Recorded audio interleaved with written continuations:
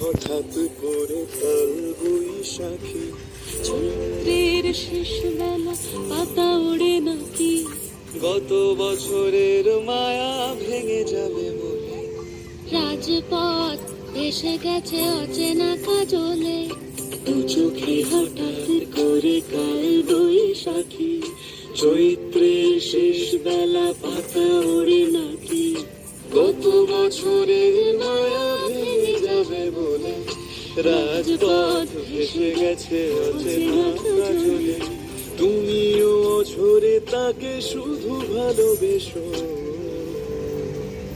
এসো হে বৈশাখ, এসো এসো, এসো হে বৈশাখ।